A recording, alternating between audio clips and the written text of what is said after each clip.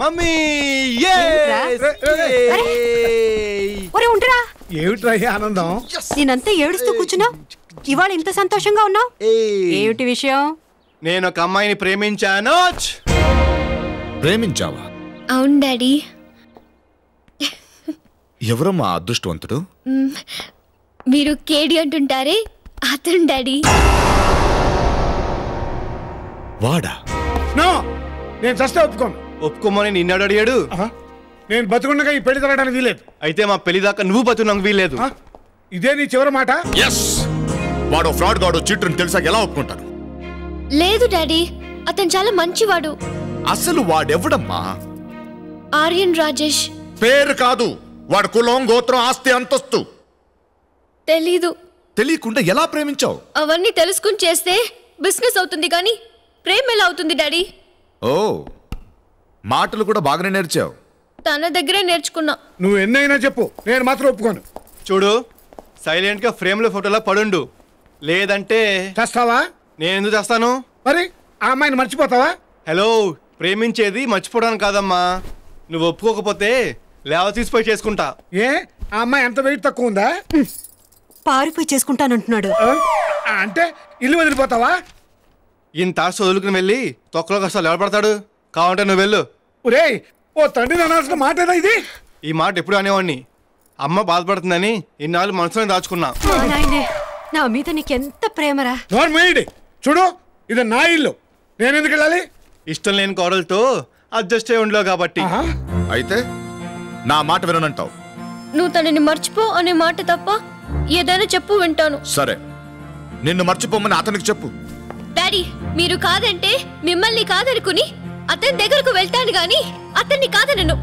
IC, నువ్వు ఇంత strong decision తీసుకున్న తర్వాత ఈ పెళ్లికి నేను ఒప్పుకుంటున్నాను. Thank you daddy. హడలు కొట్టేశారు కదండి, ఈ విషయం ఏదో ముందే చెప్పొచ్చుగా. ముందే ఒప్పేసుకుంటే తండ్రి నేను ఎలా అర్పించుకుంటాను? సరే, మీ కోడలు ఎప్పుడు చూస్తారు? రేపే. వాళ్ళని రమ్మను, మాట్లాడతాను. ఇంకా మాట్లాడుకోవడానికి ఏముందండి? వాళ్ళు చెప్పాల్సింది చెప్పారు, పెద్దవాళ్ళుగా మనం చేయాల్సింది చేయటమే. అదే, పెద్దవాళ్ళగా మనం చేయాల్సింది చేయాలా, లేక వాళ్ళు చెప్పింది చేయాలా? అంటే వాళ్ళు చెప్పింది చేయడం అంటే ఈ పెళ్లి చేయాలి, మనం చేయాల్సింది చేయడం అంటే ఈ పెళ్లి చేయకూడదు. ఏ, మేము చెప్పింది చేస్తే మీ పెద్దరికం తగ్గిపోతుందా? Aryan, sorry mummy. మరోలా అనుకోకండి, కుర్రతనం. మీ వాడిలో ఆ కుర్రతనమే నాకు నచ్చలేదు. నేను నచ్చాల్సింది మీకు కాదు, మీ అమ్మాయికి. తనకి నేను నచ్చడం లేదు, అడిగి చూడండి. అక్కర్లేదు, చెప్పింది. చూడండి అన్నయ్య గారు, ఆర్యన్ మాకొక్కగానొక్క కొడుకు, ఎంతో అల్లారి ముద్దుగా పెంచుకున్నాం. ప్రియ అంటే వాడికి పంచ ప్రాణాలు. మిమ్మల్ని మీ కుటుంబాన్ని చూశాక వాడి కోరిక తప్పనిపించలేదు. బియ్యం అందడానికి మీకన్నా మంచి సంబంధం నేను తేలాను సార్. నాకున్నది కూడా ఒక్కగానొక్క కూతురు. ఇన్నాళ్ళు మనం వీళ్ళు అడిగిందల్లా ఇచ్చాం, కోరిందల్లా తెచ్చాం. లేకపోతే అలుగుతారని, అన్నం తినరని. కానీ గోతిలో దూకుతామంటే సరే అంటావా? ప్రేమించి పెళ్లి చేసుకోవడం గోతిలో దూకడం అవుతుందా? ఎస్, ఎందుకంటే మీది అసలు నిజమైన ప్రేమ కాదు కాబట్టి. మా ప్రేమ గురించి మీకేం తెలుసు? మాకే తెలుసు. మేం పెద్దవాళ్ళం కాబట్టి, మీ కుర్రతనాన్ని దాటే ఈ స్టేజ్కి వచ్చాం కాబట్టి. అసలు ప్రేమ అంటే ఏంటో మీ అమ్మ నాన్నని అడుగు. నువ్వు ప్రేమించావని చెప్పగానే ఏదో ఘనకార్యం చేసావని మురిసిపోయి ఒప్పుకున్నారా, లేక నీ మీదున్న ప్రేమతో వాళ్ళ ఇష్టాన్ని పక్కన పెట్టి ఒప్పుకున్నారా? అడుగు. అది అది ప్రేమ అంటే. 2 సార్లు రెస్టారెంట్లో కలిసి 3 సార్లు పార్కులు తిరగటం కాదు ప్రేమ అంటే. అది కాదు daddy. Shut up, shut up. అవును, నా కూతుర్ని ప్రేమించాను అంటున్నావే, ఏం చూసి ప్రేమించావా? దీన్ని ఫేస్ చూసి. ఇంకా పచ్చిగా చెప్పాలంటే పర్సనాలిటీని చూసి. కోప్పడకండి ప్లీజ్.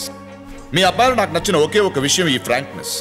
అవును, రేపు నా కూతురు కంటే మంచి ఫేసు, మంచి పర్సనాలిటీ ఉన్న మరో అమ్మాయి కనిపిస్తే దీన్ని వదిలేసి దాన్ని ప్రేమిస్తావా?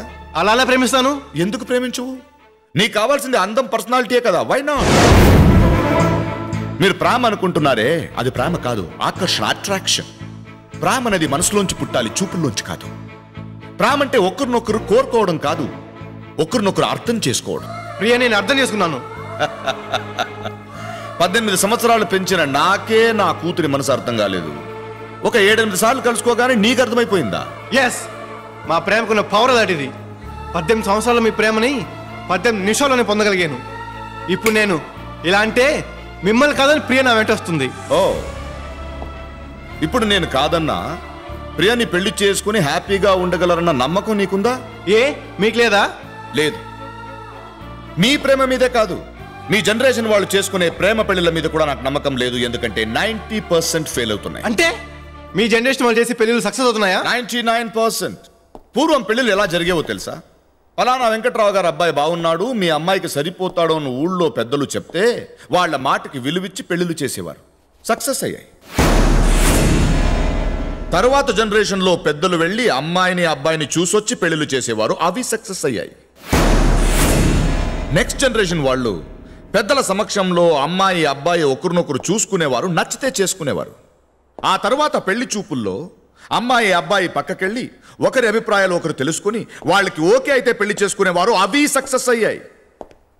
వీటిల్లో ఎక్కడన్నా 1-2 గొడవలొచ్చి విడిపోతే పెద్దలు కలగ చేసుకుని సర్ది చెప్పేవారు, వాళ్ళు సర్దుకుని కాపురాలు చేసుకునేవారు. కానీ మీ జనరేషన్కి వచ్చేసరికి పెద్దలంటే భయం లేదు, పెళ్ళంటే గౌరవం లేదు. చూడండి, మీ జనరేషన్ వేరు, మా జనరేషన్ వేరు. ఓకే, అయితే ఓ జనరేషన్ ముందుకెళ్ళి మాట్లాడుకుందాం. పూర్వం నిశ్చితార్థానికి పెళ్లికి మధ్య 1 నెల 2 నెలల గ్యాప్ పెట్టేవారు. ఎందుకో తెలుసా? పందిళ్ళు వేసుకోవడానికి, పనులు చేసుకోవడానికి, ముఖ్యంగా అప్పులు చేసుకోవడానికి. Shut up. పెద్దవాళ్ళు ఆ గ్యాప్ పెట్టింది వాళ్ళ గురించి వీళ్ళు, వీళ్ళ గురించి వాళ్ళు తెలుసుకోవడానికి. ఏదైనా ఇబ్బంది అనిపిస్తే అది క్యాన్సిల్ చేసుకుని మరో పెళ్లి చేసుకునేవారు. అందుకే ఆ పెళ్లిళ్ళు 99% సక్సెస్ అయ్యాయి. కానీ మీరు ఈరోజు ప్రేమ అంటున్నారు, రేపు పెళ్లి అంటున్నారు, 2 రోజులు కాపురం చేశాక 3వ రోజు డైవర్స్ అంటున్నారు. మీరు చెప్పేది నిజమే అనుకోండి, కానీ ఇప్పుడు మనం నో అంటే మన మాటకు విలువిచ్చి వాళ్ళ ప్రేమను చంపుకుంటారన్న నమ్మకం మీకుందా? లేదు.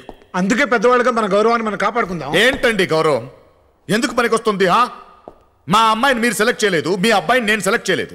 వాళ్ళ మీద మనకు అస్సలు కంట్రోల్ లేదు. రేపు వాళ్ళ కాపురంలో ఏదైనా సమస్యలు వస్తే మన మాట వింటారన్న గ్యారంటీ కూడా లేదు. ఈరోజు వాళ్ళు ఇష్టపడి కావాలనుకుంటున్నారు, సరే అని చేస్తాం. రేపు ఇష్టపడక అక్కర్లేదనుకుంటే సరే అని ఊరుకోగలమా? ఇప్పుడు మీరేమంటారు? మీది ఆకర్షణ కాదు, నిజమైన ప్రేమ అయితే ఓ 4 రోజులు మీరిద్దరూ కలుసుకోకూడదు, ఒకరితో ఒకరు మాట్లాడుకోకూడదు. నోరు మూసుకోండి. Let's have a deal. ఈ రోజే నీకు ప్రియకి నిశ్చితార్థం అనుకుందాం, ఓ 1 నెల తర్వాత పెళ్లి అనుకుందాం. ఈ మధ్య గ్యాప్ లో మీరిద్దరూ కలిసి ఏ ఫారినో వెళ్ళండి, ఒంటరిగా ఒకే రూమ్ లో కలిసి ఉండండి, ఒకరినొకరు అర్థం చేసుకోండి. తిరిగి వచ్చిన తర్వాత కూడా ఈ ప్రేమ మీ మధ్య ఇలాగే ఉంటే విదిన్ 1 వీక్ మీ పెళ్లి నేను జరిపిస్తాను. ఏమంటారు?